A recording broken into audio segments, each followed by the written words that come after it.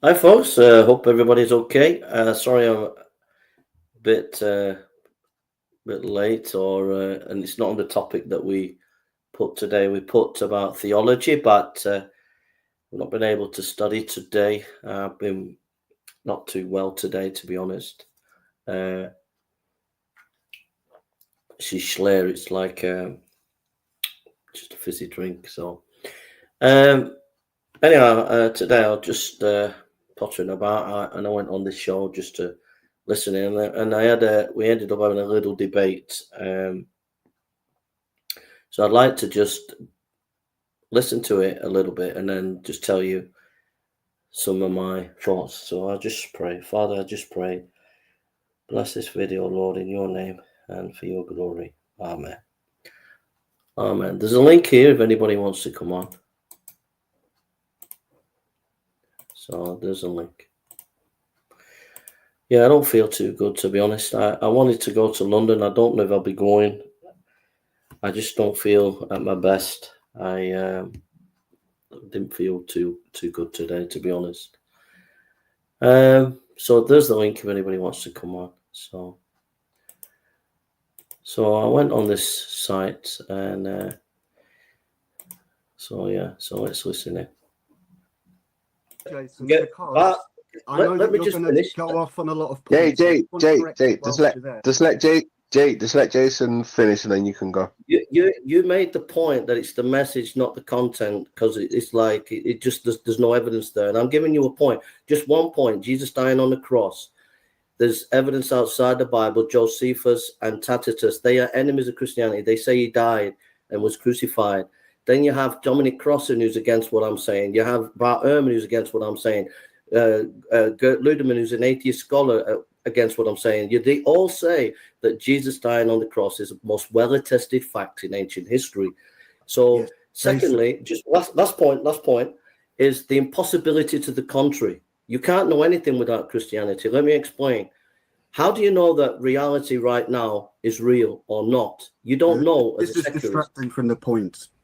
No, what I'm saying. No, Jake. What I'm saying is, you're making epistemological claims that you can't back up, and you're not willing to engage in it. If you let me speak, I will. Wait a minute. Don't make epistemological claims and then think you've done the deed. You haven't. You've got to engage in that, and you're not engaging, mate. Jason, first of all, we don't need the ad hominems. That is no way of putting forward an argument. Secondly, yes, Josephus. So he's doing the ad hominem there. He's a bit snidey, this guy. Very snidey, very crafty. And Tacitus did write about them, but there's no actual source material from that time that we can verify. The records from Tacitus and Josephus are copies of copies of copies. And as we know, when things are copied, details can change. There is absolutely nothing from the 1st century that exists historically. Right, can I come back at that? First of all, when we're doing history, you've got to do it as a historian. I am a historian. Yeah, as a historian, if you the scholars that I've just told you, they're all skeptical of the Bible, yet they all say that Jesus dying on the cross is one of the most well-attested facts in ancient history. And that is because you have multiple attestation. You have enemy attestation, you have manuscript attestation, we have thousands of manuscripts of the New Testament, and we have Josephus and Tacitus. Wait a minute. And so you're saying that we don't have anything from the 1st century, but these documents are copies of what was happening in the 1st century. And one of the reasons that we know that these documents are from the 1st century is if you take the ossuaries, the people who died in Jerusalem, all their names and of those ossuaries, those graves and whatever you, and you calculate it and you look at the Gospels and you look at Josephus, they match exactly. And what that means is they were written in the time they were said to be written. So like John is telling you where the gates of Jerusalem are, where the pools are. Well, at 70 AD, Jerusalem was destroyed by the Romans, and you wouldn't know where anything is. So the Gospels reflect that period of time, and then these other documents, they reflect the birth rate of that time. So there's no way, no scholar of any repute is going to say that we can't know anything about Jesus unless you're like a weird edge scholar like Richard Carrier. Jason, Who's can I just push back there? Because one of the difficulties when you speak with someone who's very passionate about the subject, as I know you are, Jason, I've seen you work before, and I admire the things that you do. So you see, this guy's very crafty. He's poisoning the well. Oh, he's giving all this information because he's very passionate, poisoning the well. But one of the things when we're really passionate about something is we tend to get distracted and we tend to go off the point and we tend to give lots and lots of points, which then overwhelm the person you're speaking to and they can't. No, I'm giving you basic scholarship. You're saying we can't know anything about Jesus in the first century. I'm telling you that's a load of nonsense. I'm telling you that the documents, that the Gospels that were written in the time of after Jesus, in the first century, they are first century documents, and I'm giving you multiple attestation, multiple evidence why that is the case, and why scholars say Jesus died on a cross. You got to engage with that. You didn't engage with the epistemology bit where I talked about the impossibility to contrary. Put that aside. But this guy's not really engaging. All he's saying that I'm doing ad hominem, and I do call him out later. I tell him that he doesn't know what he's talking about. But he's doing a very crafty, snidey ad hominem in the way he's talking to me. So let you get back to what you were talking about. Now, the point that I was making, you missed what I was saying. What I'm saying is there's no actual physical evidence of anything from the Gospels that exists from the first century. We acknowledge that, and in terms of we don't have like the first century copy of the Gospel of John full. We acknowledge that, but that doesn't mean it's said that we don't have the first century documents of the Gospel of John. In terms of though they are copies, they can be verified. They are verified through a variety of ways, multiple attestation, multiple manuscripts, etc. Lots of different ways of verifying that a document came from the first century. So I've made it clear to this guy, and the guy is not getting what I'm saying. He's holding on to a hyper-skepticism that only extreme scholars on the edge make. They're not made by mainstream scholars. I'm giving basic scholarly evidence for the historical Jesus, and this guy is saying there's no actual physical first evidence. Well, there is actually. There's archaeology and a lot of things like that. So it's not correct, you know. So we continue. All we have are copies. There is no way that we can verify that what was copied comes from the first century. That's nonsense. That is ridiculous, and I call him out on that, and I gave. He's not engaged with the ossuaries, the graves that I said, the multiple attestation, enemy attestation. He doesn't know the basics of historical inquiry when it comes to ancient documents. It could have been written much, much later. So you can't say that that is actually a fact. For all we know, Josephus and Tacitus themselves might not have existed. Somebody may have just written them as a fiction. There's no way of us proving it either way. We can say exactly. Again, that's hyperskepticism. The evidence that Josephus existed, that we have his document, there's tons of evidence for that, and there's multiple attestation to that. So he's just talking nonsense. Same thing about Islam, which was where the Quran was not written down until much, much later. Now, granted that in Christianity it was written down much sooner, but we cannot say for certain that what Josephus and Tacitus said is true. We can believe that it's true, and we might think that having lots of different examples proves that it's true. But what it doesn't prove is that somebody from that time wrote it down at that particular time. That's the point that I'm making. Yeah, so as a historian, hang on. So as a historian, what my job would be is to look at the evidence, to look at where that evidence comes from, to verify the existence of this evidence, and to look at what other people have said. And so as a historian, I would not take Josephus and Tacitus as being 100% accurate in what they're saying. I would say that it's very likely that it is accurate, but I could not, as a historian, say, yes, this is an actual fact. Does that make a bit more sense now? You made the claim that the message is important, but it's not the underlining of the history. And Christianity is rooted in history. And you're talking about doing history. Yeah, if we do it on a secular basis, history, it works on probability. So the history works on probability. What our audience don't realize, if you was on the Richter scale of historical inquiry, you're on the very edge of a kind of extremist historian. Most historians. Historian. Wow. No. There are levels of historians. There are far left historians. There are neo-colonialist historians. But you're on the far edge of skepticism when it comes to history. When it comes to history, when you look at the basic variety of evidences, like the archaeological evidences, like the Gospels talk about where the pools are. We found the pools. The Gospels are claimed to be eyewitnesses, like Luke says he's collecting eyewitness. John is based on eyewitness. Matthew's based on eyewitness.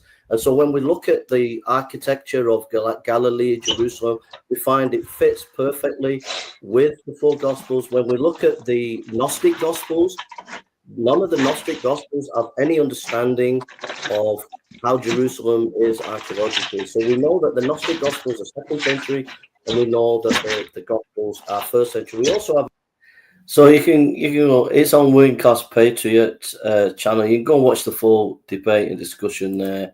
The guy was a bit condescending in the way he talked to me. And he was hyper skeptical about history. If we took his view of history, we wouldn't be able to know anything. And he was contradicting himself. He was saying, yes, Josephus and Tacitus was probably likely. Well, Josephus knew people at the Sanhedrin that crucified Jesus, and Tacitus would have had access to the main archive in Rome where reports were given. So he would have had access to Pilate's report. So it's pretty strong evidence, and it's enemy attestation evidence from Josephus and Tacitus. So anyhow, putting that aside, we're going to go through some of the historical data and evidence for the historical Jesus. But you can go and watch the full discussion on Working Class Hero. So anyhow, let's go through some of the data. You can get this book. I'm reading from this book, Peter J. Williams, Can We Trust the Gospels? So let's get that image up. Can we trust the Gospels?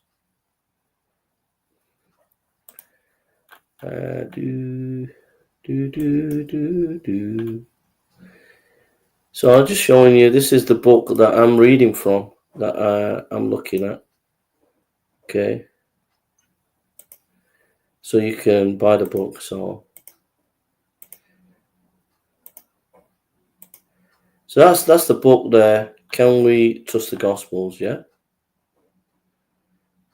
All right. That's the book. You want to get the book. Peter Williams there. All right. Okay. So let's just go through some basic things through this book. So Peter Williams, a New Testament scholar, delves into the historical reliability of the Gospels, Matthew, Mark, Luke, and John. He examines their authenticity. Peter Williams is a prominent biblical scholar and theologian known in expertise in New Testament and early Christianity. As the warden of Tyndale House, Cambridge, he has dedicated his career to vigorous study of biblical text. Williams holds advanced degrees in theology and is an accomplished author, frequently addressing the historical reliability of the New Testament. So this is a scholar that's more than capable of engaging with secular historians on the historical Jesus. Now, there are 8 chapters to this book. What do non-Christian sources say? What are the 4 Gospels? Did the Gospel author know their stuff? Undesigned coincidences? Do we have Jesus' actual words as the text changed? What about contradictions, etc.? The summary of the first chapter. We must examine both Christian texts and non-Christian sources to assess the Gospels trustworthy. Writers like Tacitus, Pliny, Younger, and Josephus. We're going to look at Tacitus, Pliny, Josephus, etc. So,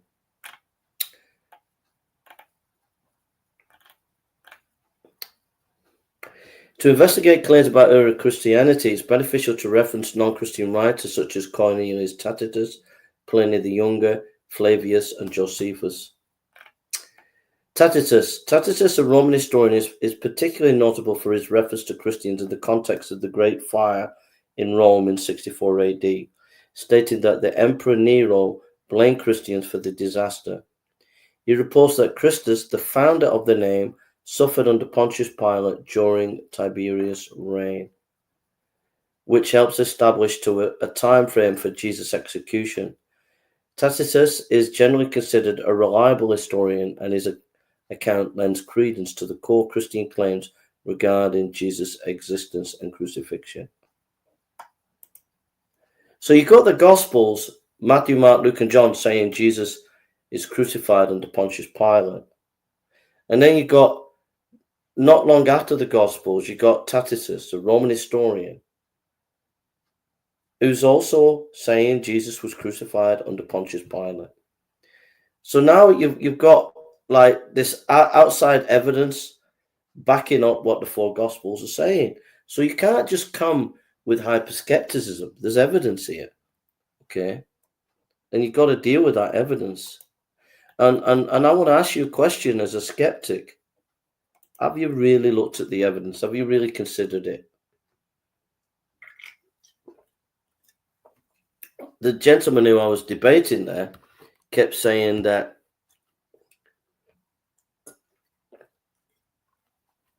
it's superstition. Christianity is superstition, but it's based on evidence. Pliny the Younger, letter to Trajan. Pliny the Younger, a governor of Bithynia in Asia Minor, wrote letters around AD 111 that reveal his encounters with Christians, underscoring their rapid growth and the challenges of managing their trials. His detailed inquiries about how to deal with Christians suggest a significant presence in the province. Pliny's correspondence further aligns with details found in the Gospels regarding the early community practice. One of the things that Pliny the Younger mentions in AD 111 is that Christians were worshipping Jesus. Well, hey, that's what the four Gospels say. So again, Pliny the Younger's letter is confirming the four Gospels. Josephus, the Jewish historian, Flavius Josephus' writing provides additional context confirming Jesus' existence and his execution by the Romans. His reference to James, the brother of Jesus, suggests a continuance of Jesus' influence through his early leader, thus providing a historical connection between the Gospels and Jewish historical narrative. So Josephus mentions the Lord's brother, but it also mentions about Jesus being crucified. Some scholars say it's interpolated, some say it's half interpolated, some say it's all Josephus about Jesus being crucified. Even if you took it was an interpolation, it still confirms Jesus was crucified. So there we have Trajan, we have Tacitus, we have Pliny, we have Josephus, we have three sources outside the Bible confirming aspects of the four Gospels. The collective information from these sources aligns with and supports the claims made in the Gospels about Jesus' life, death, and the early Christian movement's rapid expansion. This external corroboration aids in establishing the reliability of the Gospels, challenging the view that they were fabrications or exaggerated stories. In summary, while the Gospels come from authors with specific religious agendas, non-Christian sources reflect significant independent evidence that further affirms the historical validity of the central events in Jesus' life, particularly regarding his crucifixion and the emergence of his followers.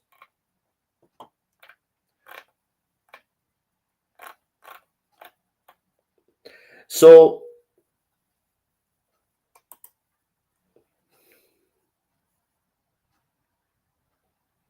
thanks, Anne. Thank you very much, bro. I appreciate that. I really appreciate that, because you know I battled ill health today, and I've been struggling with, well, to be honest, I've been struggling with depression today, and so I really appreciate and what you just said there.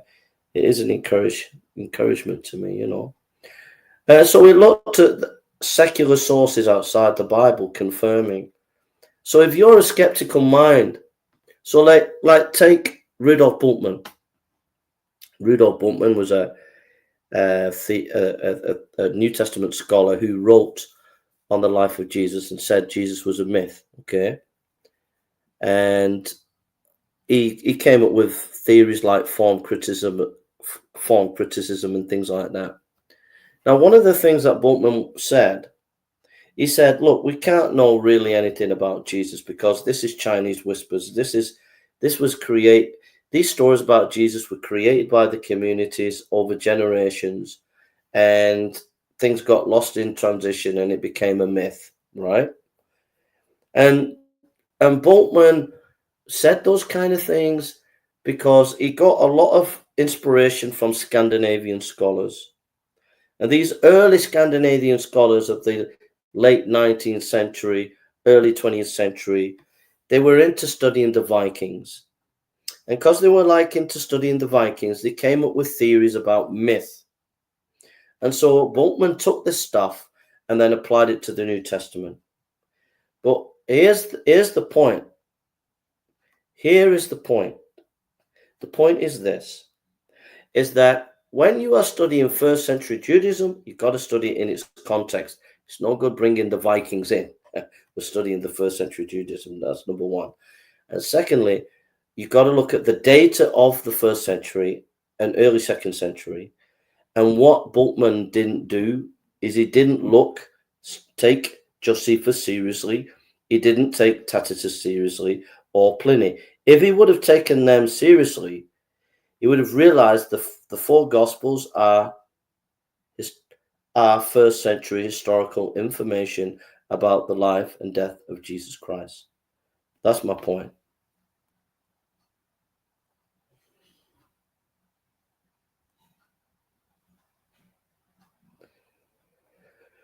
Self-wise, also struggling with diverse evil. Yeah. So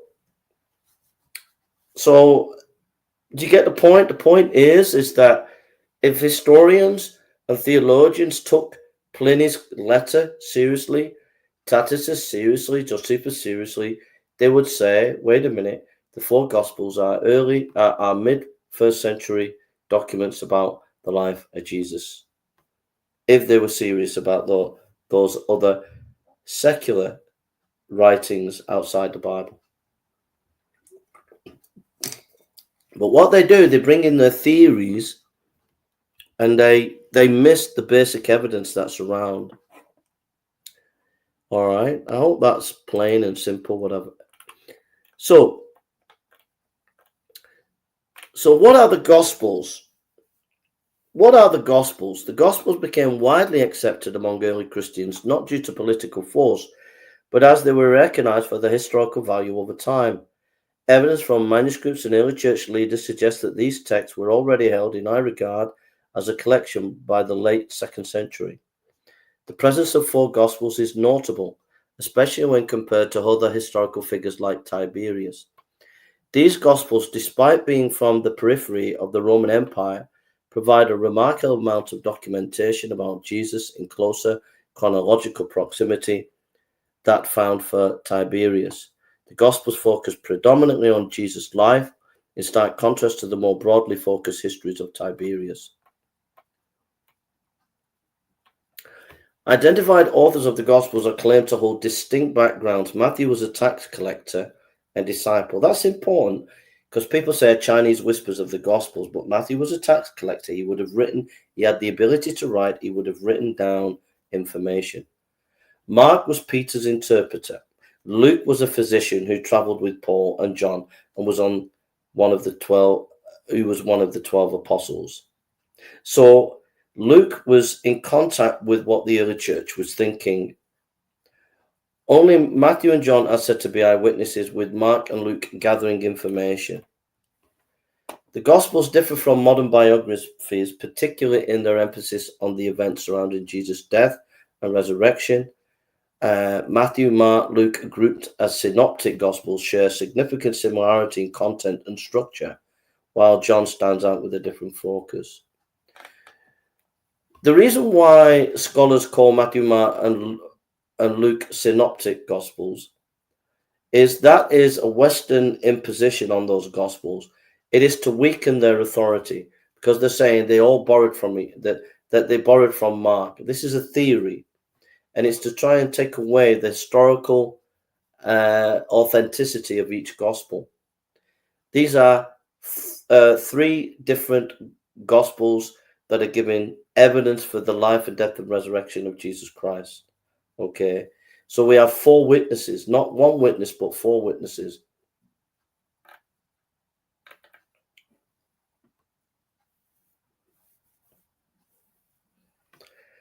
Analysis of textual similarities reveals substantial correlation amongst the synoptic Gospels, suggesting dependency or shared sources.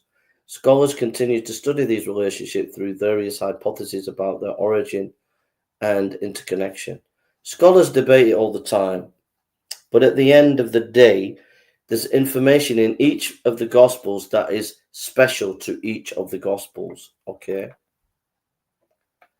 Date composition. While traditional sources suggest the Gospels were written prior to the destruction of Jerusalem AD 70, various scholars propose a range of dates based on linguistic and textual analysis. The Gospels are viewed as products of the first generation of Christians, providing a historical framework consistent with traditional authorship views. Through careful examination of the Gospels' content and historical context, this chapter asserts that the text holds significant value and reliability as testimonies of early Christianity and the life of Jesus. The date the Gospels. Most scholars, John Mack. Yeah, the Q theory. What you want, if anyone talks about the Q theory, just say, can you give me a Q document? When they can't find a Q document. It's just, the reason why the Q theory was invented, it was to take away authority from the three Gospels, Matthew, Mark, Luke. Oh, they're based on the Q source. So they're not really authoritative anymore. But where's the Q source? There's never been a Q document ever found. It's just a theory. All right, it's just a theory. And the theory was invented to take away authority from Matthew, Mark, and Luke, because Matthew, Mark, and Luke used the Q source. Okay, give me the Q document. Have you got a Q document? It's like the Islamic dilemma. Have you got your Injil? You're saying the Injil's corrupted, so where's your Injil? Oh, we do not know. We do not know. We do not have the Injil. Okay, so you're saying the Q source. Give me a Q source. Give me the Q document. We don't have it. There we are. It's just a theory, bro. All right. All right. I'll give you a little thing. I'll give you something to encourage you here. This will really encourage you. Okay.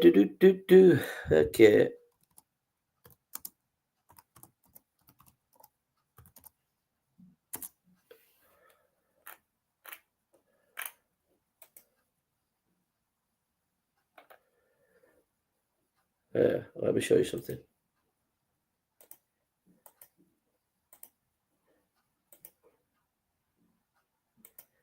One of the greatest scholars in the 20th century was this lady here, Etta Linneman.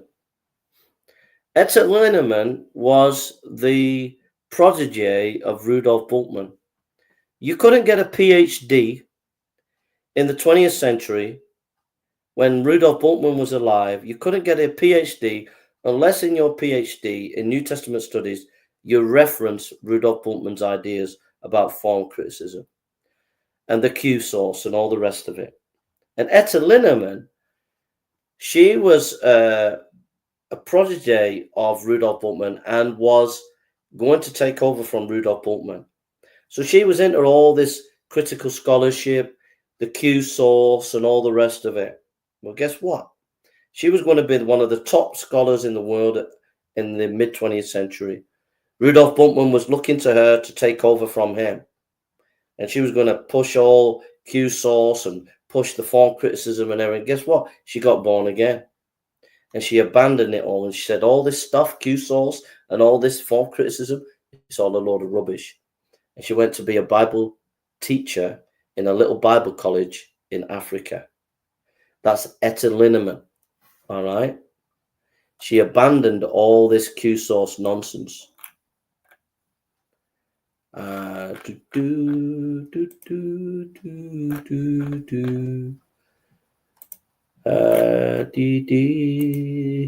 so there we are.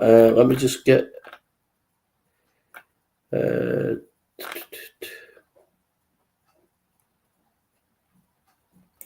so here's a book.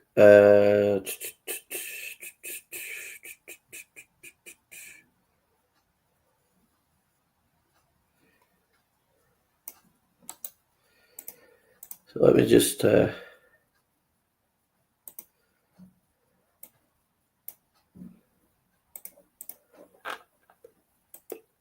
me just get this for you.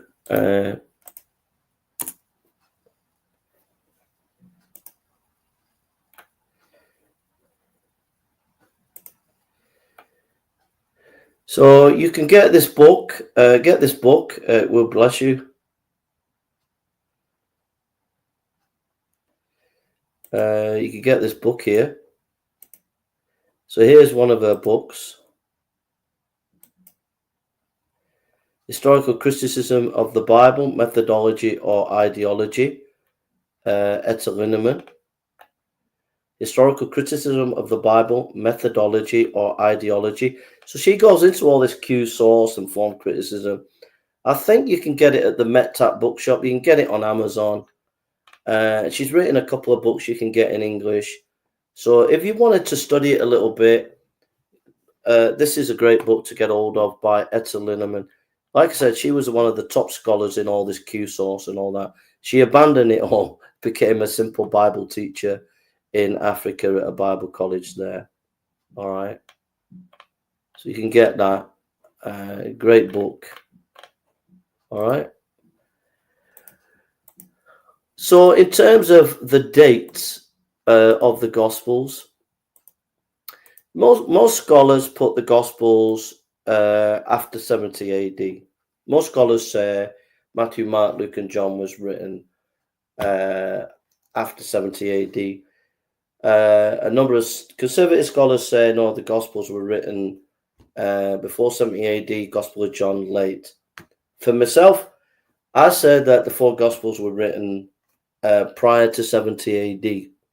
The reason being is if you read the Gospel of John, he knows where everything is in Jerusalem to a T. He knows all the detail. The same with Matthew, same with Mark, same with Luke, same with John. 70 AD, when Jerusalem was sacked and destroyed, you wouldn't know where anything was. You know, everything was just poleaxed. So yeah, so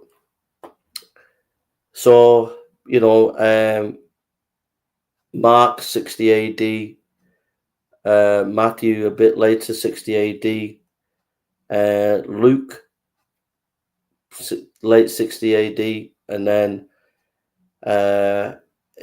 you could say John maybe 80 AD, but I would put him late 60 AD too. Yeah. Some conservative scholars do that, what I've just said. All right. Not a lot say about John. Most scholars say John came after 70 AD. But they are, without a shadow of doubt, 90% of scholarship say the Gospels are first century. Okay.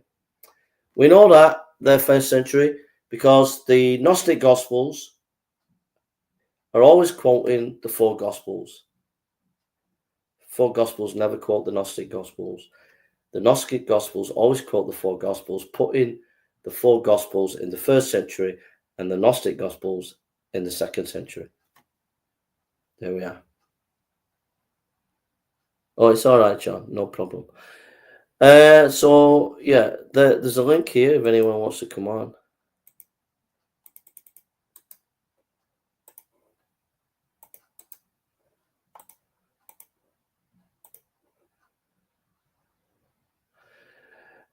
So let's continue.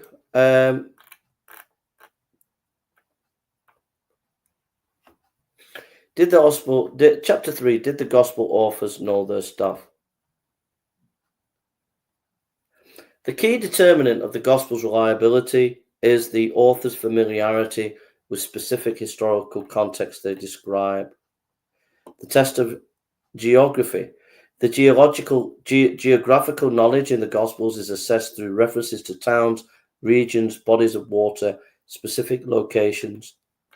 Towns. All Gospel writers demonstrate a knowledge of multiple locations in Israel and Palestine. Regions. Each Gospel lists various regions showing a range of geographical awareness. Bodies of water and other places mentioned locations indicate awareness of physical geography.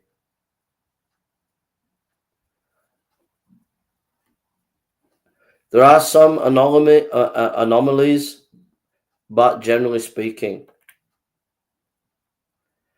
And there is multiple references to geography. So, for example, the gospel said we go down to here or we go up to there, and you look at the map and it's like, yeah, it's correct. It's a hill there and it's going down there. So, like Matthew and Luke, they mention where Jesus is sitting up or down on a hill, and it's correct in the description, you see. So because of this, we see, the Gospels have that authenticity of being written at that time.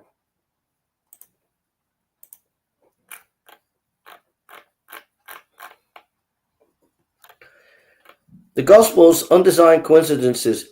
The Gospels contain unique signs of authenticity known as undesigned coincidence, as articulated by John James Blunt and more recently Lydia McGrew. They are not inerrancies, by the way. These coincidences highlight subtle agreements between the Gospels.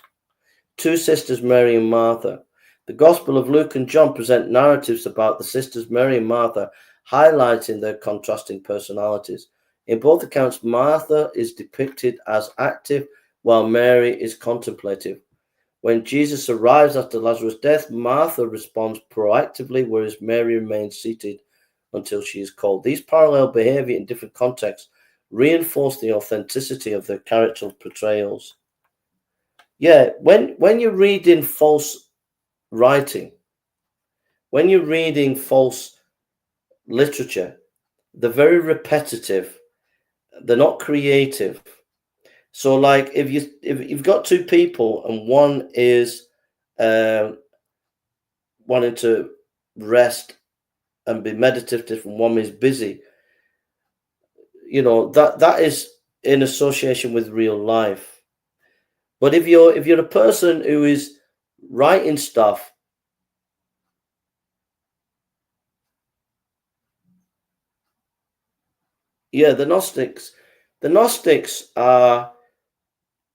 the Gnostic writers, basically, there's like loads of these Gnostic Gospels, right? And one of the main things that they all have in common is they say we have a secret knowledge that nobody else has. That's one of the main themes of all these Gnostic Gospels. We have a secret knowledge. And unless you know our secret knowledge, you're not going to find out how to be right, okay? So that's number one. The four Gospels don't have this idea of a secret knowledge, right? That's number one. Number two, they have a problem with the problem of evil. And so to try and get around this problem of evil, they come up with all these mythological stories about, it's called the demiurge, and how things got bad. And they're trying to deal with this problem of evil, right? So that's one of their main issues. Number three, they borrow from a variety of sources. So they borrow from ancient Greek philosophy, and they borrow from Eastern religions, and they put that into the Gnostic Gospels.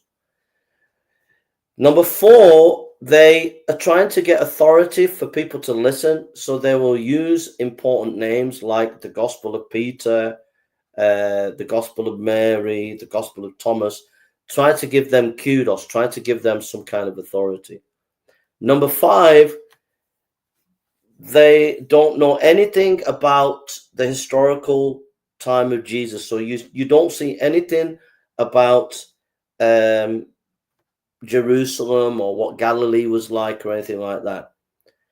Number six, they are very repetitive. Number seven, they have theological weird stuff like Jesus is a woman in the Gospel of Thomas, or turns into a woman. Another gospel says Jesus, when he was a boy, killed somebody. So these Gnostic Gospels, they're 2nd century, and they quote the four Gospels. Four Gospels never quote the Gnostics. All right? So I hope that helps you with the Gnostic. Yeah, it was counterfeit Christian, pseudo-Christian groups, yeah. Now, we don't have a lot of copies of these Gospels, so they weren't as major as scholars make out.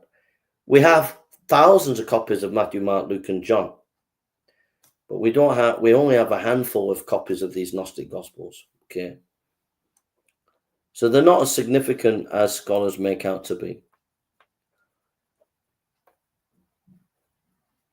Now, in Mark and Luke, the brothers James and John are referred to as sons of thunder. Luke records an incident where they wished to call down fire on a Samaritan village. This characterization aligns well and suggests that the gospel writers were providing truthful representation of the disciples' personality and behavior. The feeding of the 5,000. The miracle where Jesus feeds 5,000 plus women and children is reported in all four gospels. Details such as the presence of green grass in Mark and much grass in John complement each other. Mark indicates that Jesus withdrew due to the crowds, while John mentions that Passover was approaching, explaining the large crowds. This interplay of details strengthens the historicity of the event. Coincidence with Josephus. Josephus provides an account of the defeat of Herod Antipas' army, linking it to divine vengeance due to his treatment of John the Baptist. The Gospels clarify the reason for Herod's concern, emphasizing John's public opposition to Herod's marriage to Herodias, thereby providing a more comprehensive understanding when viewed together. The argument from undesigned coincidence becomes more convincing as more examples are examined. Each new explanation of these coincidences adds complexity that becomes less plausible than simple assumption of truthful records. This builds a cumulative case for the reliability of the Gospels.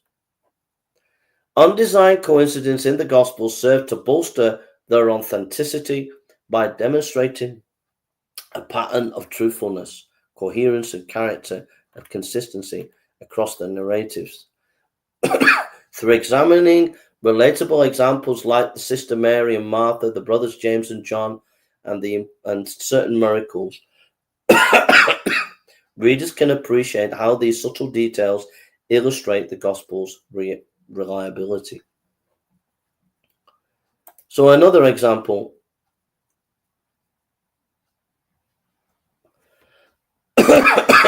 Yeah, it's true. And yeah, tragic that they give too much kudos to those Gospels, Gnostic Gospels, yeah.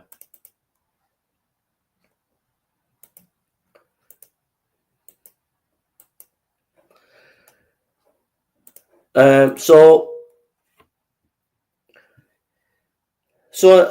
another, like, these are unwitting details that the writers give away, but they don't realize they're giving it away, which confirms their honesty. So, for example, they write about the women see Jesus rising from the dead first, right? Well, that gives authenticity because to what they're saying, because women were not respected in the law courts. So why write in your gospel that it was the women that saw Jesus first? These things kind of give the credibility to the story, you know, to Jesus.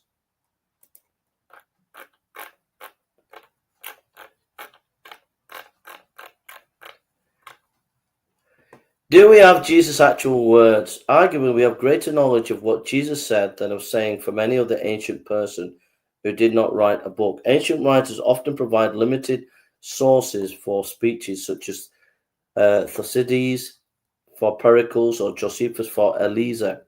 However, the Gospels of Jesus offer a unique combination of speeches, sayings, and interactive scenes, allowing for analysis of their authenticity. Jesus' reported activities are primarily located in Galilee and Jerusalem, with mentions of other regions suggesting a broad ministry that can be explored for insights into his words. In ancient writing, the notion of quotations differs from modern understanding due to the absence of quotation marks and strict rules governing citation. Ancient societies had their own conventions for reporting speech, which did not necessitate the same rigid expectation that modern scholars impose.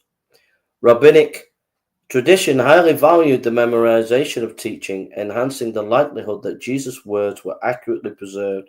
The gospel presents Jesus as a formal teacher, indicating that disciples would have memorized his sayings.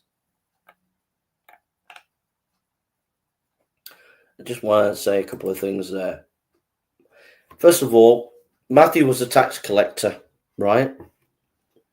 He was a tax collector, so he had the ability to write down and what Jesus said, right? So that's number one. Number two, if you read Erdesheim's sketches of what's it called, ancient Judaism, but Erdesheim,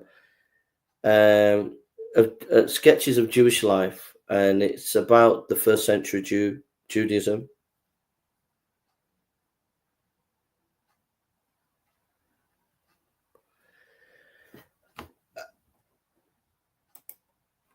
Yeah, I mean, I think Enoch has some kind of Christian influence in that. These other books, yeah, they're not really rooted in there might be information to learn about the times, but they're not sources about the historical Jesus. They're not authentic gospels like Matthew, Mark, Luke, and John, or authentic literature like Matthew, Mark, Luke, and John, or inspired writings, bro. Anyhow, where was I? Yeah, so at the time of Jesus, there were hundreds of synagogues all across Galilee and Jerusalem, and there was provision within the synagogues for poor people to be educated.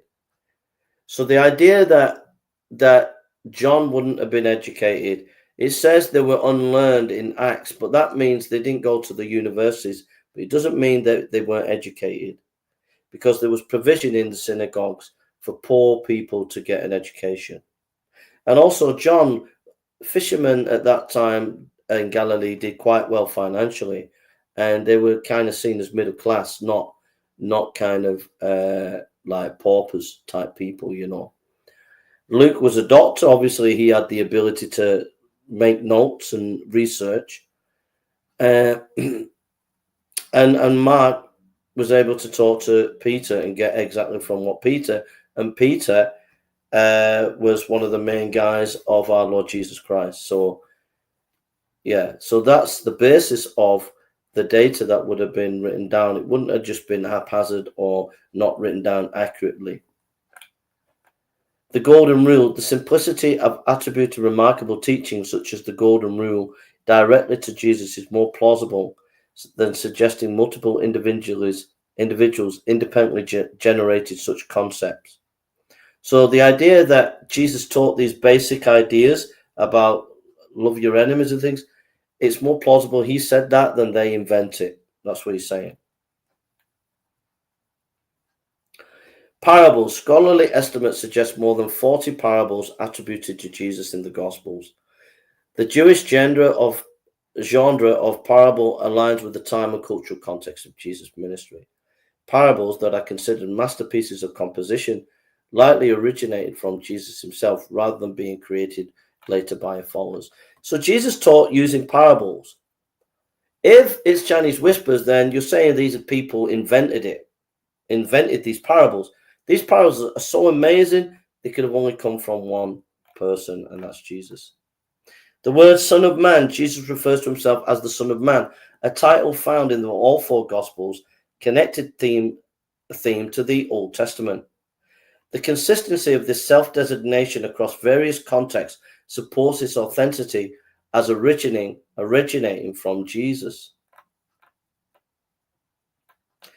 The differences between John and the Synoptics. The portrayal of Jesus' speech differs in John's Gospel compared to the Synoptics, notably lacking parables and using a distinctive I am statements. However, both draw from a common reservoir of material and suggest they reflect genuine aspects of Jesus' teaching. Has Jesus' teaching been corrupted in translation from the Aramaic? The assumption that Jesus spoke solely in Aramaic is challenged by evidence of Greek influence in the first century Palestine.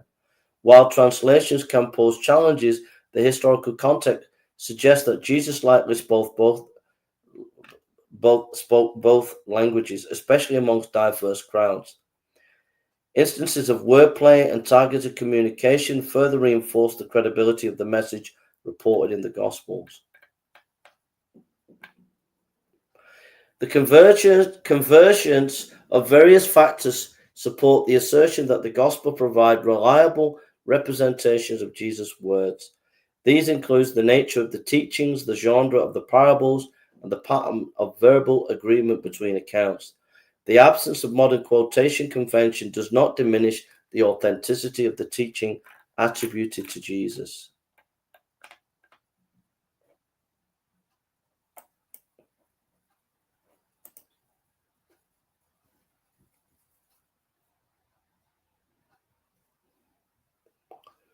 Yeah, it does.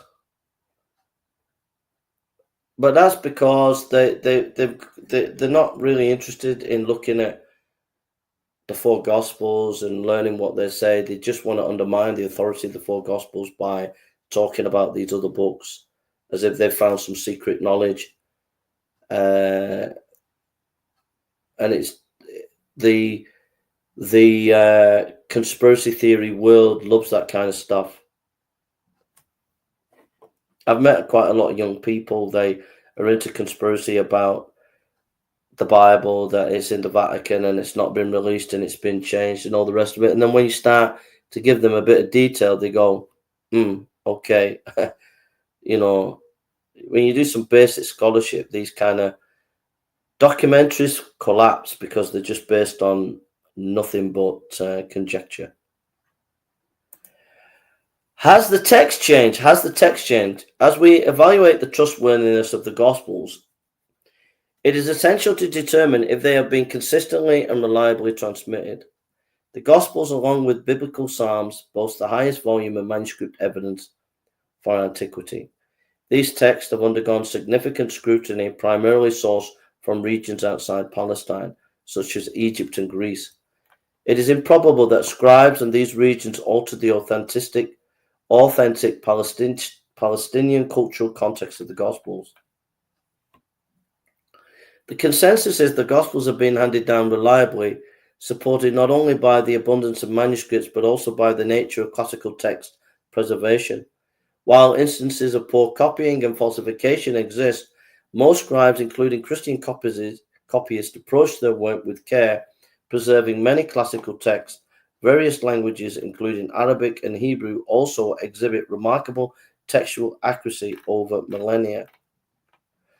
Rational assumptions imply that the majority of later manuscripts faithfully represented ancient texts.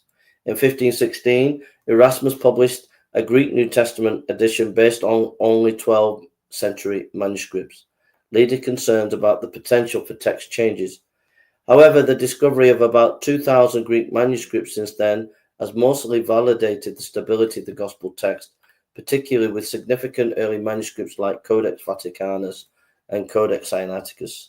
I'm not too keen on that kind of scholarship. Prefer Codex Beza myself.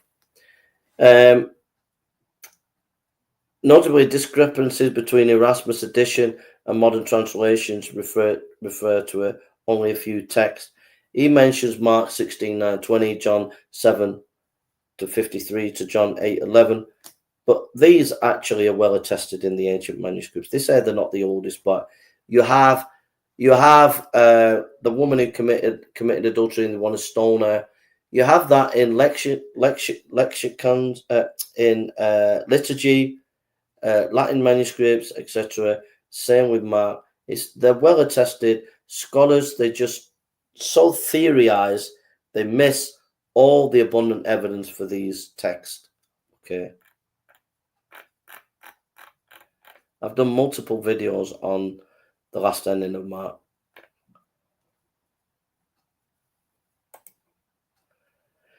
Yeah, so if you want to come on, you can come on. Anyone want to come on? So I'll just stop there for a minute if anybody wants to say anything. So, yeah, so let's go to a little bit of this debate with this guy.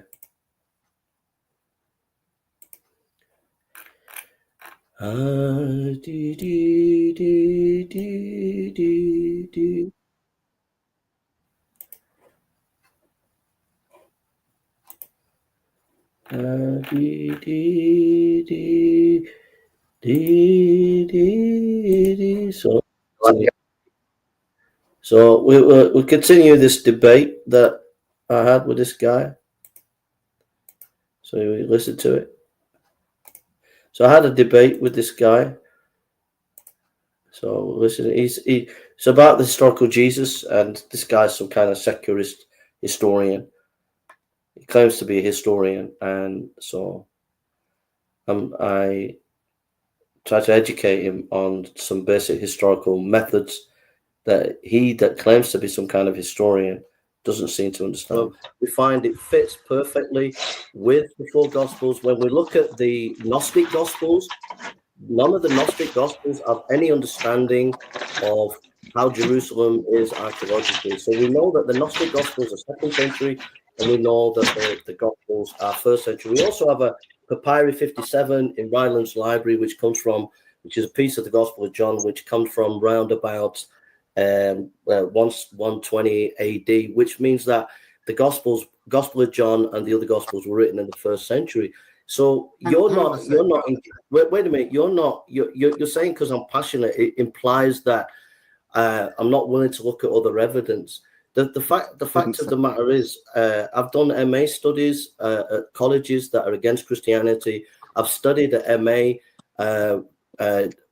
philosophy, so things like that. So don't imply just because I'm passionate that somehow I'm not willing to listen to the other person or see those arguments. But you're hyper skeptical in history, and that's not a good thing. Hold on a sec, Jason. There's been a number of accusations there that I have to push back on. First of all, I haven't made any assumptions whatsoever. You have made lots of assumptions that are not really necessary or relevant or even true.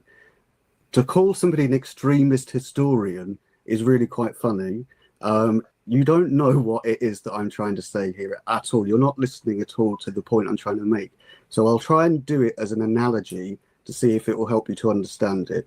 So you just mentioned there about the writings coming from 120 AD. So I'll use that as the example. Now, we're having a conversation right now. We can prove we're having this conversation because it's being recorded. Other people are observing it, so they know we're having this conversation. You'd agree with that, I'm sure. So we can prove that all of this is happening. Okay, let's imagine that somebody in 120 years' time is talking about the conversation we're having now. How many people will that conversation have had to have gone through in retellings to get to that point 120 years later? And how likely is it that what is being told 120 years later reflects the conversation that we're having right now? So like the Chinese whispers sort of Yeah, thing. yeah, but you can't. The way you're talking, it's obvious to me you don't really understand how historical inquiry or textual criticism goes. You obviously haven't read on that topic. Jason. So, for example, let me just finish. Like, for example, Matthew was a tax collector, so he would actually be writing down the notes and the sermons. So there wouldn't be Chinese whispers there. He'd actually have written it down. But So we just take don't Matthew. have that. Wait a minute. So if he wrote it down in the document, do you know how much it would have cost for Matthew to write the Gospel of Matthew in our money? It would have cost about £2,000. So that's a big investment in writing that information down. And so they were very meticulous at copying. So that's just one example where you're not correct. So you can listen to that. The guy is talking very condescending to me. It was very difficult to engage with the guy. I think Palestine, we're on about ancient times of that's what the Romans, I think, called that area of that time in the first century, Jerusalem and that area. But we're not talking about the same understanding of the 1960s idea of Palestine or whatever. The Palestine of Hamas and all that rest. It's not the same kind of language. So I had this discussion with the guy, and I'm trying to educate him, and he regards himself as some kind of historian, but he's so hyper skeptical about historical inquiry that I had to try and educate him, but it was difficult because he kept saying, "You're not understanding the point, Jason, what I'm saying." And I'm thinking, yeah, you're not getting the point what I'm saying, mate. You're talking a lot of nonsense. Oh dear. Dear, right. Let's continue to what about the contradictions? All right. What about the contradictions in the Gospels, so-called? The chapter addresses common allegations of contradictions among the Gospels. Yeah, just to say, we're looking at this book. Can we trust the Gospels? Yeah, that's what we're looking at. Hi to everybody, those who've just jumped on new. Forgive me if I've not said hello. I'm just trying to focus on this. Can we trust the Gospels? Can we trust the Gospels? Here we are. Let's see.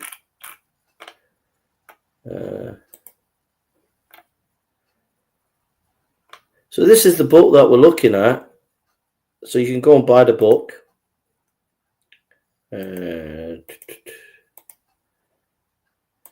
That's the book there. Can We Trust the Gospels by Peter J. Williams. So all this video that we're doing is based on this book. So you can go and buy this book and read it. And it's a really good book to buy and give your family, friends. It's very easy reading, very simple. But I mean, if I had the chap's address, I would buy him a copy and I would send it to him. But I found him very condescending in the way he talked to me, as if I was some kind of child. Well, Jason, yes, but you don't understand what I've said. You don't understand what I've said, Jason. You don't quite get what I've said. I do get what you said, but you're not getting what I'm saying. But never mind. Anyhow, that's the book that we're looking at. So get yourself a copy. It'll be a nice read for you for Christmas. Or get some of your family members a copy, and it's a really simple read, and it's a very helpful book by a scholar that I really respect, Peter J. Williams. I don't agree with everything he says, but he is top of the game when it comes to scholarship. You have to give him that. He is top of the game, although I don't agree with everything he says. So there we are. So dealing with contradictions. Several examples illustrate John's use of contradictions to provoke deeper reflection on the meaning within the text. God's love for the world contrasts with the instruction to not love the world, John 3:16 and 1 John 2:15. God's love for the world contrasts with the instruction to not love the world, John 3:16 and 1 John 2:15. All right. Instances of belief in Jesus' signs as opposed with disbelief, John chapter 2, verse 23, John chapter 12, verse 37. Whether knowledge of Jesus comes from familiarity or ignorance, John chapter 7, verse 28, and John 8:14. Contrary assessments of self-witnessing, John 5:31, John 8:14. Jesus' role in judgment varies, John 8:15 to John 8:16. Statements about Jesus' mission regarding judgment, John 12:47, John 3:17, and John 9:39. The deliberate nature of these contradictions encourage readers to understand deeper meanings and consider paradoxes in their interpretation. In other words, John knows that these are conflicting, but he's put them there so that you go deeper. All right. So if you go deeper, they are not really contradictions. Bart Ehrman, skeptic Bart Ehrman's observations about perceived contradictions highlight potential understanding of narrative structure and that layered nature of Jesus' teachings. John's ability to present dual meanings serves to illustrate complex truth rather than denote error. So when Bart Ehrman or secular scholars say, oh, there's a contradiction here, they're failing to find the underlying layers of complexity and depth of the text and the nuance of the text. The credibility of the Gospels can also be gauged by the historical, by the geographical and contextual knowledge. A survey of the towns and regions and bodies of water mentioned throughout the Gospels supports the notion that the authors were familiar with the historical locations they described, indicating authenticity. There is so much detail in the four Gospels that if you come to so-called contradiction, as if these writers don't know what they're talking about, it's ridiculous because they are so detailed in everything and correct in everything. To doubt that they don't know what they're talking about on some topic because you perceive some kind of contradiction is not giving them the respect that they deserve. Geographical knowledge among gospel writers, a comparative analysis of the gospel reveals that all writers demonstrate a robust knowledge of contemporary geography, showing awareness of various towns, regions, and bodies of water relevant to the narrative. Names, patterns, and authenticity. The usage of commonly known Palestinian Jewish names further supports the Gospel's authenticity. Scholars have documented naming patterns that correspond with historical data, illustrating the author's familiarity with these localities.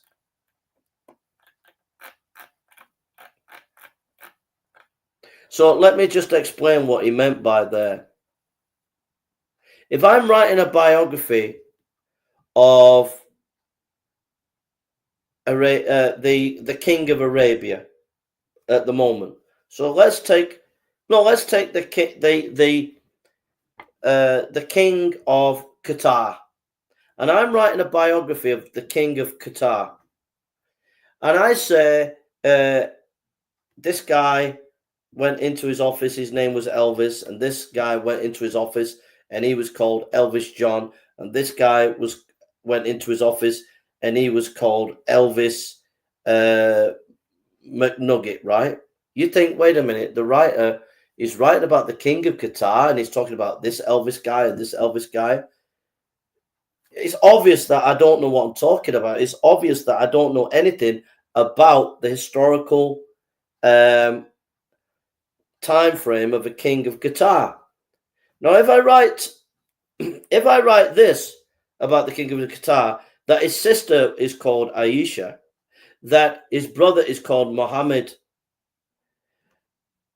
And then 100 years later, I do some research and I find thousands of, and a lot of his staff are called Muhammad, right? He's got about 8 or 9 staff, Muhammad. His sister's called Aisha, and then he's got cousins that are called Aisha. So 100 years later, we dig up the graves of all the people of that time. And we find that the names are, many of them are Muhammad, many of them are Aisha. So when I look at the biography of the king of Qatar, and it mentions Aisha and it mentions Muhammad, all these different people, I'm thinking this guy knew what he's talking about, because the exact names that he's mentioning in terms of population percentage, those names are in the graves. And that is what happened with the study in Jerusalem. We have thousands, literally thousands of funeral boxes, ossuaries with the names on. And guess what? They perfectly match the 4 Gospels in population size of what the names would have been mentioned. I know that's a complex argument, but it's a very powerful argument to show you the 4 Gospels knew what they were talking about. All right? You have to get the book. He explains it more simple. That was deep, but you'll get there eventually.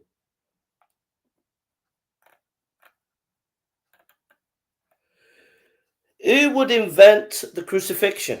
Why would you invent the crucifixion? Why would you say that Peter denied his Lord 3 times? Why would you write that?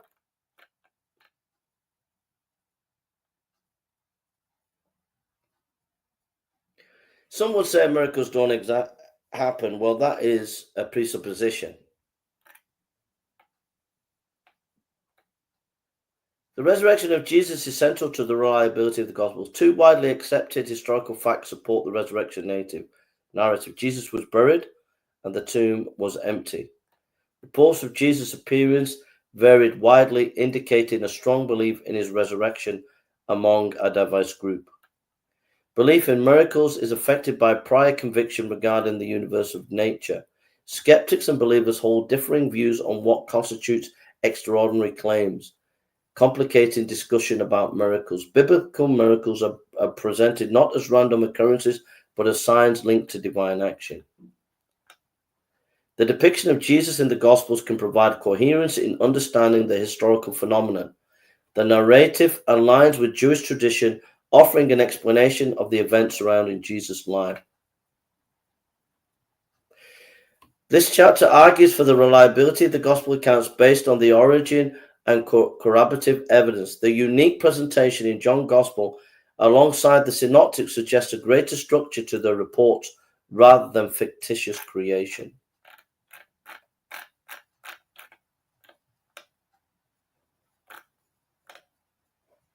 So some quotes from his book.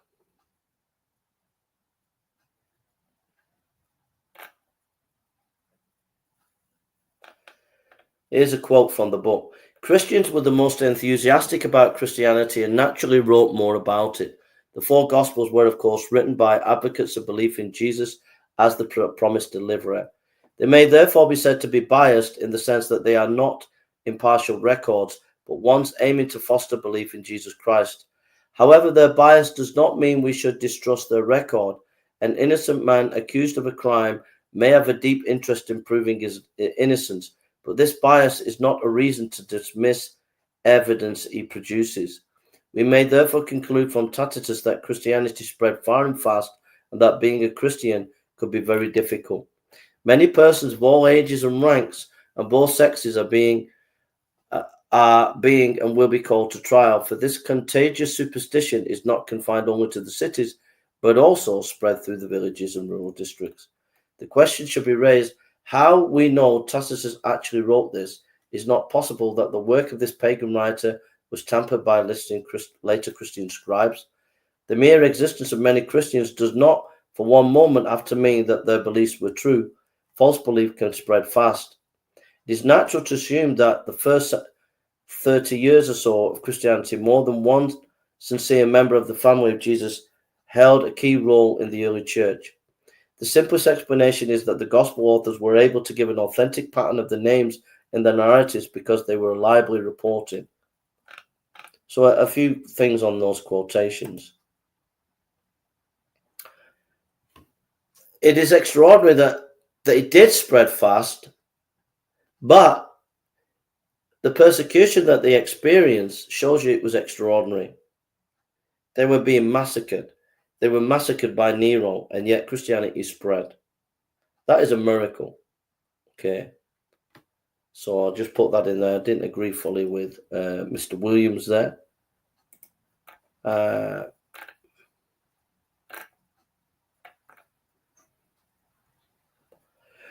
Also, the issue of bias. Everybody's biased in history. Everybody who writes history is biased. There's no complete objective historian. There are historians that wrote about, Jewish historians that wrote about the murder of Jewish people in the time of Hitler. So you're going to say, oh, I'm not going to read these Jewish historians. They're writing about Jews being slaughtered in the time of Hitler. They're biased. I'm not going to listen to them. No, you still got to look at the data. And it was a historical fact that many Jews were slaughtered by Hitler and his men. So everybody's biased in history. We just got to look at the data and the evidence to see whether that bias is justified or not. But all historians are biased. It doesn't mean we can't find out the historical facts, but it just means that we got to be aware of our bias. All right.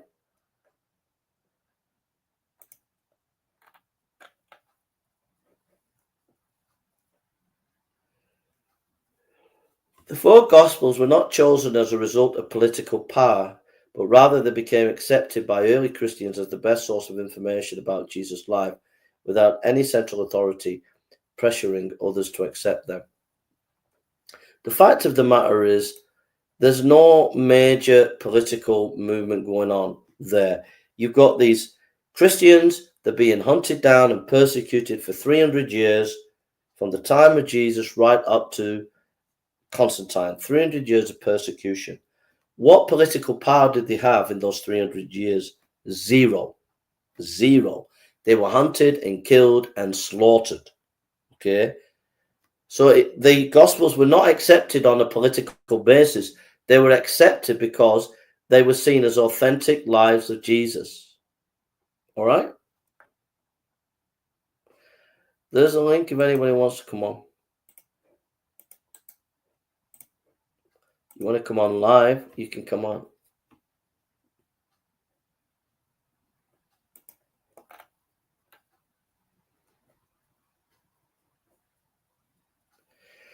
It is rare to be appreciated that for us to have four Gospels about Jesus is remarkable. That is an abundance of material to have about any individual of that period. We have to realize to have four Gospels of the life of Jesus is an abundance of evidence about the life of Jesus. Yet when we look at other people like Tiberius or other famous people, Augustus, there's not a lot of historical material. And yet, for the life of Jesus, we have these four Gospels.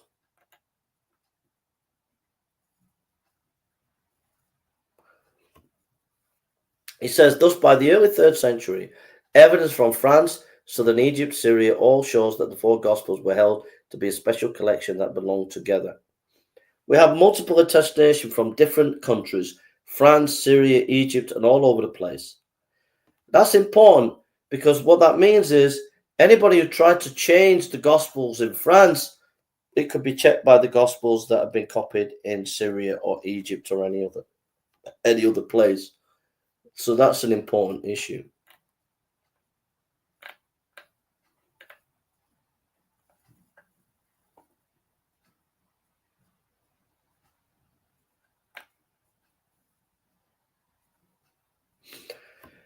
The Gospels are not merely accurate in their geography, they are themselves viable geographical sources.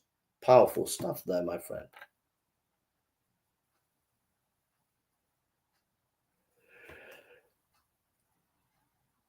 Someone living in another part of the Roman Empire would not be able to think of Jewish names familiar to him and put them into a story, resulting in a plausible group of names of the Palestinian Jews.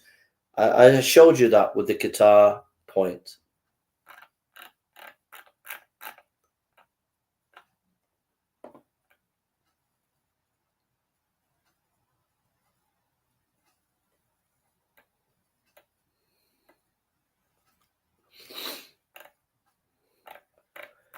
Anyhow, I think we're done. I think we've covered quite a bit of the book, and you can go and get the book, and I hope it will encourage you. So, anybody want to ask any questions?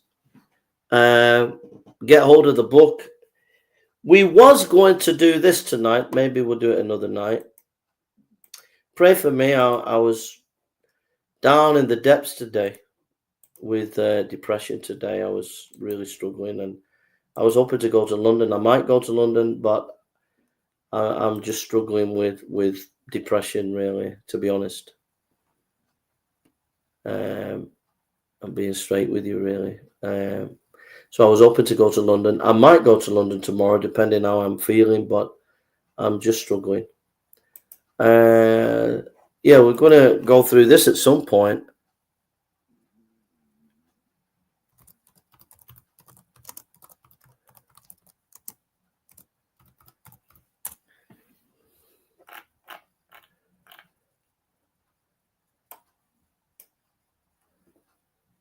This is what we're going to go through.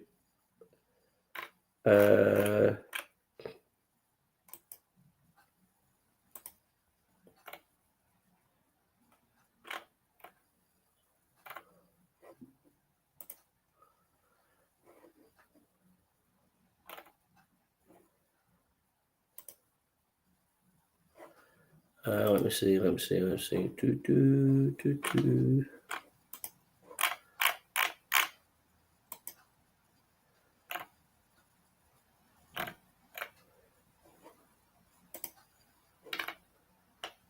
Yeah, this is the book. We're going to go through these books here.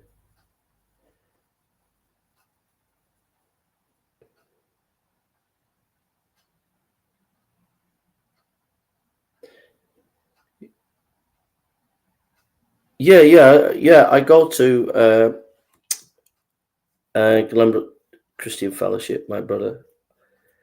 But yeah, I go to church regularly, brother. Church is important. The Bible says, "Neglect not your assembling of yourself." So yeah, I do go to. I've been off the mission field now from Africa, and I've consistently been to church, to a local church. Yeah, so I have a local church. I believe strongly that you have to be attached to a local church. So I do go to church, brother.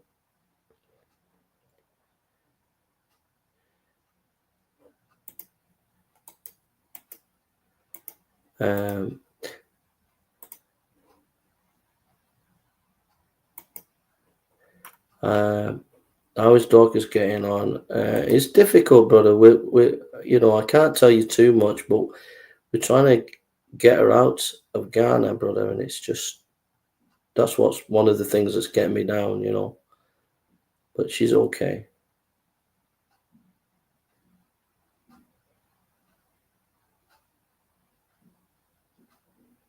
Yeah, no, I don't neglect the assembly, and I never neglect. I mean, sometimes, if something happens that you like an emergency, or you're feeling under the weather or something, but generally speaking, I try to go to my local church, So these volumes here, I don't have the fourth copy, but I have the volume 1, 2, and 3. We're going to go through Joel Beake's Reformed Dogmatics at some point. We're going to go through these books, but I'm not up to studying it. Just not up to it at the moment. Yeah, but I think what it is, Han, I've had a lot of battles over the last year and a half, 2 years. We had the Nigerians who wanted to kidnap my wife. We had police assault her. We've had fraudsters steal money off us, fraudsters steal our land. We've gone through the mill, and it takes its toll on you, bro. takes its toll on you. My mind can't take it much, and I'm not finding it easy. You know. Yeah, so I'm hoping that at some point we'll go through these books.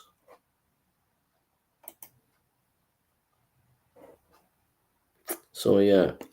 So watch out, watch your space on that. That's serious theological study, that. But I need to do my homework on that. I need to get to grips with those books, you know.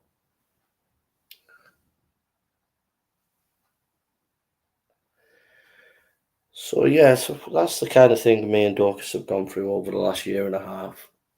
But she's doing okay, John Mac. She's doing okay.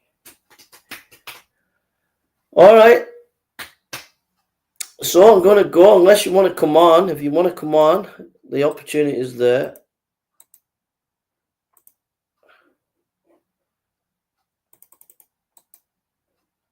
There's the link if anybody wants to come on. I'll give it a minute.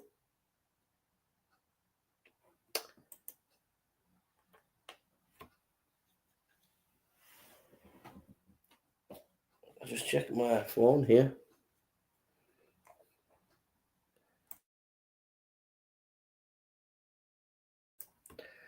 I just passed wind. I didn't want you to hear it. So I put the mic on. I deafened the mic. Thanks, John. Thanks a lot. I really appreciate you, brother. Means a lot.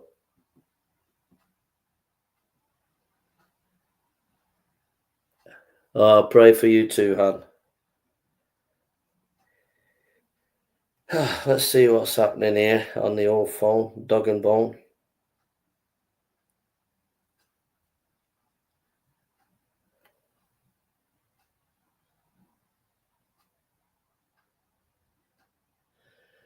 Yeah, that's a good point. That's a good point, brother.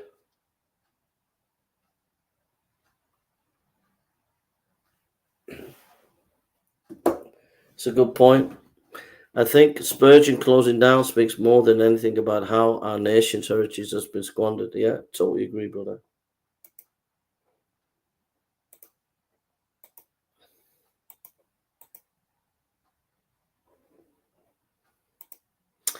Pray that Amazon put my books back up, because if that happened, it would help a great deal.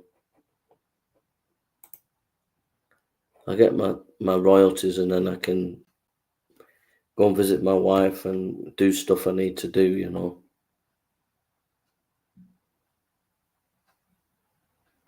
I've got a wow. That's amazing. Witch doctor cursing me for 2 years. Wow. Cover yourself in the blood in your family, bro. That's crazy, man.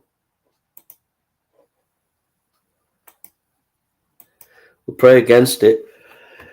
Lord, we pray for our brothers today, whatever they're going through. We just pray that you comfort them and sisters. Comfort them and just help them, Lord, and help them through their difficulties, Lord, in Jesus' name. Amen. Here's a promise for you guys. Here's a promise for you to take against the witch doctor and against whenever you're feeling down. Isaiah 41:10. Fear thou not, for I am with thee. Be not dismayed, for I am thy God. I will strengthen thee. I will help thee. I will uphold thee with the right hand of my righteousness. Isaiah 41:10. Use it to fight. God bless you.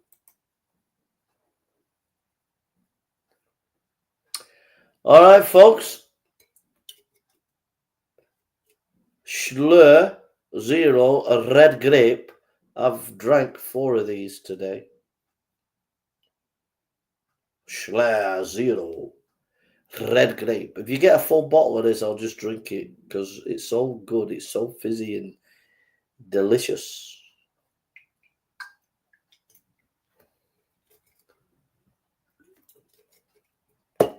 It's gone. Right. You're welcome, Han. Has anybody got any questions? Have you got any questions? I'll stay for a few minutes. If anybody's got any questions about the topic in hand that we did, or should we listen to a little bit more of that debate with that guy? Let's see. Let's get him a bit.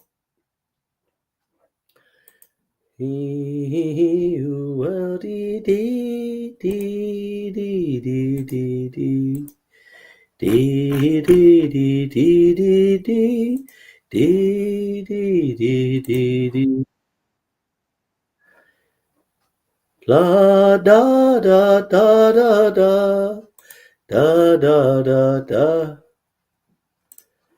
So let's see.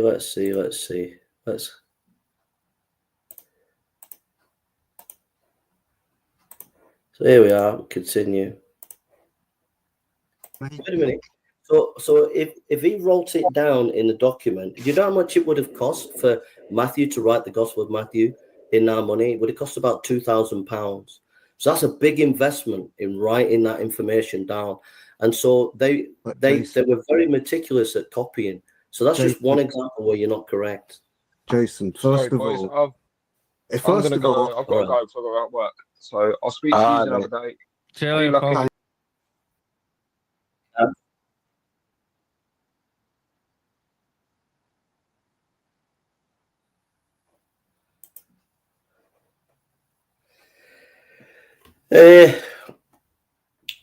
I'll tell you what, one of my favorite songs.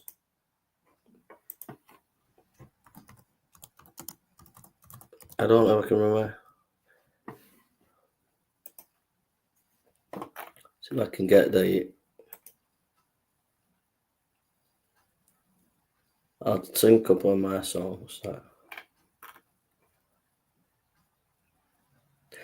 Love divine, all love excelling, joy of heaven to earth come down. Fix in us thy humble dwelling, all thy faithful mercies crown. Jesus, thou art all compassion, pure, unbounded love thou art. Visit us with thy salvation, enter every trembling heart.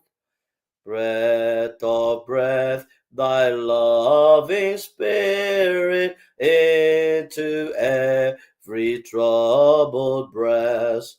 Let us all in thee inherit, let us find thy promised rest.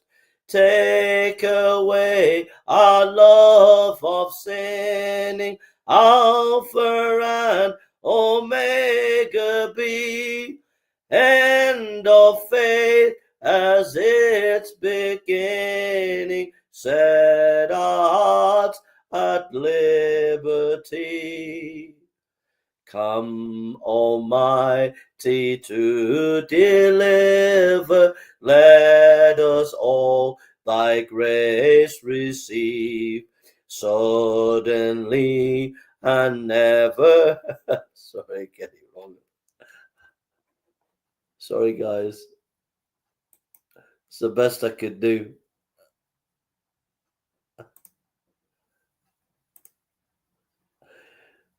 Here's one. This is one of my favorites, this.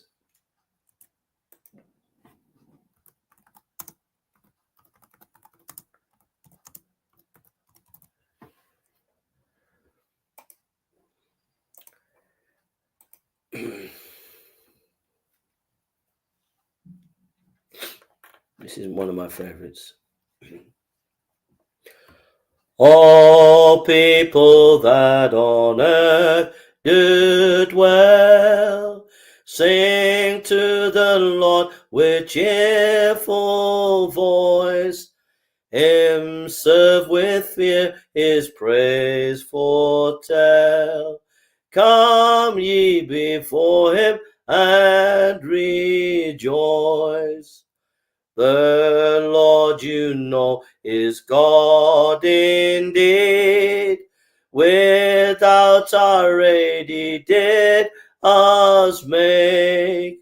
We are his folk, he doth us feed, and for his sheep he doth us take.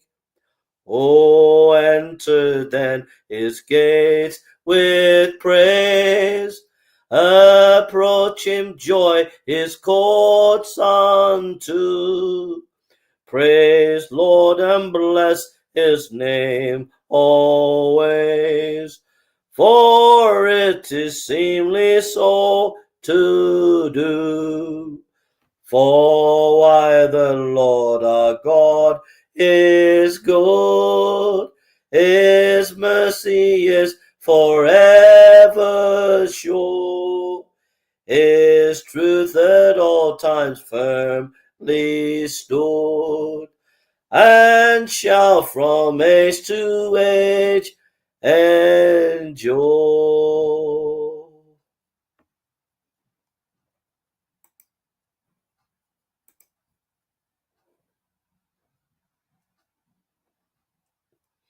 Amen.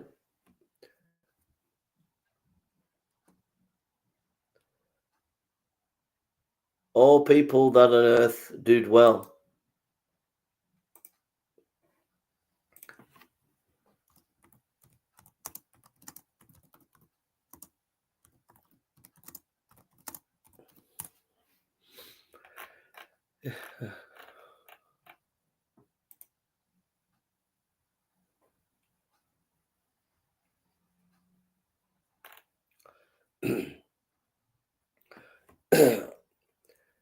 Rock of ages, cleft for me, let me hide myself in thee. Let the water and the blood from thy wounded side which flowed be of sin the double cure. Save from wrath and make me pure. Not the labors of my hands can fulfill thy law's demands. Could my zeal no respite know? Could my tears forever flow? All for sin could not atone. Thou must save, and thou alone. Nothing in my hand I bring, simply to the cross I cling. Naked come to thee for dress, helpless look to thee for grace. Fall I to thy fountain fly, wash me, Saviour, or I die.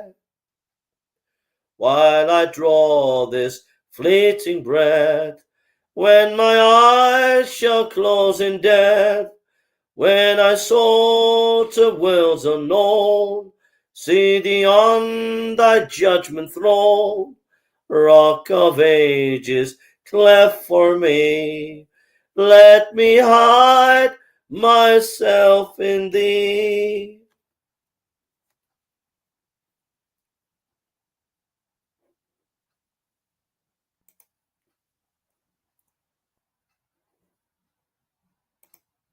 Hi Gav, how you doing, buddy?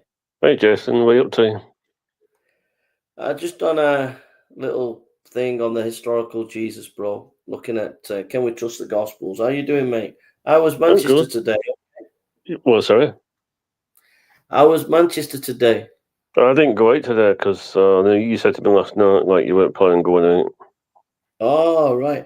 I thought you was out somewhere. You said you was in some coffee place. No, like I was in like a coffee place. I think it was yesterday. Today I was in a coffee place as well. Oh, right, yesterday. Oh, okay. Yeah, yesterday I was out today as well. With parents, so. Okay, okay. So you've been doing like some study on the Gospels? Yeah, I've just been doing. Have you heard of Peter Williams? It was "Can We Trust the Gospels?" And yeah, I had that book. I think I gave it to you, didn't I? Or Mike? Yeah, it was cracking. It's a cracking book, mate. Yeah, so just did that, and we'll have to meet up sometime, bro, and have some dinner together, you know. Are you going Speaker's Corner on Sunday? Well, I was hoping to, bro, but I don't know if I've got a ticket, but I don't know. I've been struggling today getting down, you know, so I don't know if I'm going to be up for it, because I was hoping to use today for preparation, you know, but I haven't been able to prepare much, really. So. Well, have you asked Michael if he's free? No, I just wanted to go down on my own, bro, because I was going. I booked the ticket for Saturday afternoon. You know what I mean? I just wanted to go down and just be quiet. Anyway, I wouldn't spend all the day there. I was just going to just have some time to go off and just have a walk around the city, you know, and just chill out. I see you weren't planning on going to Hyde Park, or was it just going to like London? Yeah, no, I got to Hyde Park, got to Speaker's Corner, but I weren't going to spend all the time there. I was going to maybe just have a walk round and chill out, you know. Oh, you mean like East Hyde Park as well? Yeah, just chill out and just have a reflect upon life and things, you know. So you okay, guys? You okay, mate? Thanks for all the things that you gave me. You gave me so many good books. I really appreciate all the stuff that you gave me. Yeah, I mean, I've been sending stuff to like your Facebook and your WhatsApp as well. Yeah, that's good. But also, like, the Bible that you gave me. I love this Bible that you gave me, mate. I love it. Absolutely love it, mate. And the other stuff you've given me, you know. Yeah, I mean, I'll give you like 2 Bibles, didn't I, as well? Yeah, so we'll have to go out for dinner sometime, you know.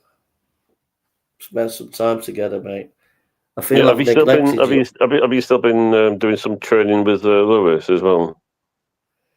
No, I haven't seen him for a while, bro. He phoned me up a few days ago, so he's okay. But no, I haven't studied with him for a bit. I haven't been out with anybody apart from I went to Oldham a week and a half ago, you know. So I've not been out with anybody at the moment, you know. I think Joe Kirby's having 10 days rest. I don't know what Kieran's doing. I think he might be out tomorrow. I've not heard from Kieran for nearly a month or something like that.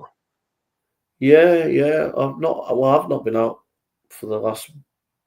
I haven't seen him for quite a while now. 2 weeks now, I think. Yeah, I miss those streams that you used to do with Michael every Tuesday or Wednesday. You know, like during the week, like when you had one at least a week with Mike. I missed those times. They were quite good. What's happening to Mike? Do you know what's happening to Mike? I don't know. I mean, I think he said to me he's getting an electric bike as well. So I think he wants to go out on that sometime, because I don't know if he's got a car or not yet since he had that accident. Oh, right. Yes. I've been focusing on the streams, not as much on. Well, I've done a little bit of apologetics, but I've been focused doing teaching, Bible teaching, you know, back to basics and things like that. I've done 1 or 2 streams on. I did one on God. I've been teaching a couple of people in my area, like a couple of girls, like 16 and 18. Like, so I've been trying to get them, like, you know, reading the Bible as well, which is quite good. I've been doing that, and I think there's somebody in America I was also doing a study with, and you know, tonight I was doing like a Bible quiz with a few people as well from Canada and America, which is quite good. They're doing like a Bible quiz, you know, answering just like just questions. It's quite fun, yeah, you know, just things like that in general. And I've not been out doing evangelism recently either. So I think somebody else did tomorrow. So if it's nice, I might go out tomorrow locally. Oh, locally, yeah. Yes, because I think I'm seeing some like younger preachers out now as well. That's quite good. Yeah. What's the weather forecast tomorrow? Any idea? I don't know, but sometimes I just wait to see if it's like wet or dull or not. Sometimes it's cold, sometimes it's okay. Yeah. It's been going dark early now as well. Yeah. I've not been in Manchester much since summer, so I need to get back out there again. Yeah, it's a nice day in Manchester. I think the weather's going to be okay tomorrow. How long are you going to be in England for, Joe? Don't know, bro. I don't know, mate. I could be gone in the next 4 weeks. I don't know, brother. That's why I'm getting down, because I'm just tired. I just don't know, mate. So with the Lord, brother. I'm just seeing what London weather is Sunday. Yeah, you know, like, you know, when you've been doing some reliability on the Gospels, like which part of is it like? Is it to do with like atheists and Muslims when you've been doing the reliability? I went on Waycross Hero. He's a kind of right wing guy, and went on his channel, and there was a guy there who was claimed to be some kind of historian, and he started challenging Christianity. So we had a bit of a debate there. So I just played clips here. So he's basically saying there's no sources, information about Jesus from the first century, and so this whole stream was counteracting that main point. It's actually funny, really, Jay, because all year I've been doing like a lot of research on the latest excavations around the Middle East and Israel and Egypt and things like that, and Italy and Greece. You know, like to do with the Bible. It's quite good because they're always finding stuff. You know, like think like bits of references that you can find in the Old and New Testament as well. And I actually found out about during the summer, somebody in Egypt stolen a bracelet you could find in Kings when to do with the time of King Solomon, when I think he married somebody in Pharaoh's family, and apparently this jeweler he actually melted down a 3,000-year-old bracelet. Wow, that's amazing. It's found in Kings, he melted it down, and I don't know if it was stolen or not, and so it was melted down with all the rest of the jewellery. Wow, that's amazing, mate. Yeah, so I've also noticed that Nazam sometimes goes on the profess channel still talking about the Gospel of Mark. Oh, right. Yeah, I don't know why they go on there, because they're always like saying things about the Gospels, and I think they just keep finding more reasons to not accept them. Yeah. Wow, crazy, mate. Anyhow, I'm going to get to the toilet in a minute, brother, so I'm going to go. But it's nice to talk to you, Gareth, and I hope we can meet up maybe next week or something, just have a coffee together and just touch base, see how you're doing. Yeah. You know, I always what? just to let you know, I always go into Manchester always like once a week with there's a friend of mine, he's got cancer. So I think I'll either be going to see him on Tuesday morning. We meet up in the food court. Oh yeah, is it in the end now? Yeah, but not the main one. You know, at the back where the market is, indoor market is, where they sell the fish. Oh yeah. You know, like where we went before with Lewis. Yeah. I meet him there once a week, just to encourage him. So I'll be there maybe Tuesday or it might be Thursday or Friday. I think he said Tuesday. So I think it's where you and me and Lewis had a chat before, wasn't it, when you was talking to that guy? Yeah. So if you're interested, we could meet up sometime and you can get a nice Chinese for a few quid there. So yeah. So it depends on what day you're free. I mean, I think on Tuesdays sometimes I'm with my mum, but during the week you have to let me know, because yeah. Well, I can fit it. Yeah. Because it's about time we met up. I need to meet up because you've done a lot for me, mate, and I need to show appreciation. You know, you've given me a lot. Have you sorted anything out with Kieran at all? Yeah. Not to mention it here, but just to let you know that he's put it on the back burner till Christmas. So that's good. So he's rethinking it. So we'll just leave it at that. Yeah, I mean, you can always ring me about it, you know. Yeah. But are you still looking for any more? Are you looking for any more any more material, Jason, on certain topics? Material? Well, I've got this thing. Say, are you struggling with certain topics at the moment? Because I'm always researching pretty much every day. I'm always doing something.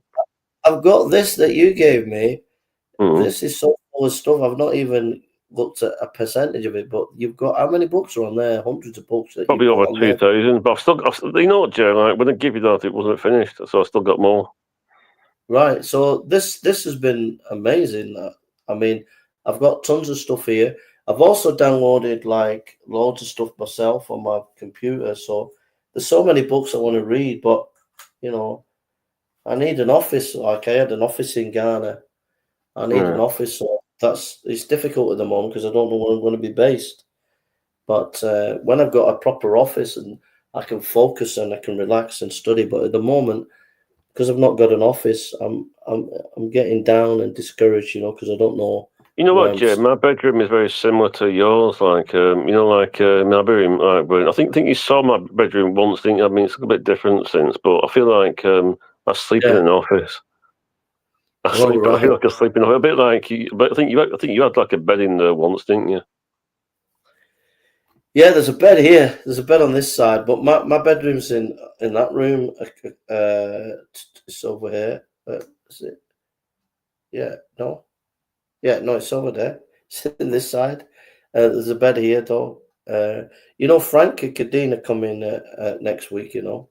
Are they? Oh, so they're doing some outreach. Yeah. So they'll be here, I think, Wednesday. They should be here from Holland. Yeah, Jay. I mean, you'll have to let me know like when they're out in Manchester so I can fit it in. I mean, because I think you might be wanting to go out again, like when you're still at Oldham or in Manchester and things like that. Yeah. So I'll let you know when they come. I'll let you know what Frank's wanting to do. You know. All right, buddy. I'm gonna go. I want to say to everybody, John, Han, and David Pickwick, and anybody else who's come on. Just God bless you all. Hope what I've shared has been a blessing to you. And Gareth, thank you again, Gareth. I want to just thank you, brother. I don't show my appreciation enough. You really, really, really helped me with a lot of research material that you've given me in the past, and some Bibles and some great books, and I just really appreciate it. And I really feel I've neglected you the last couple of weeks, and I'm sorry. Why is that? Why do you feel that? Because we've not been out together. We've not been doing stuff. We're meeting up. So forgive me, you know. But hopefully we'll meet up next week sometime. I'll make an effort to, you know, we can meet up, have some dinner together. That'd be nice to see you. Catch up what you're doing. Well, are you planning on doing anything like in Manchester at all within the next couple of weeks before Christmas? Yeah, probably. Hopefully, we'll see. When Frank's here, we'll be going out, so I'll let you know what's happening. Yeah, all right, Gareth. Yeah. All right, buddy. God bless you, buddy. Love you, man, and everybody out there. And take care, and God bless you. Gareth, thanks for coming on, mate. No worries, and God bless you all, and take care. God bless you.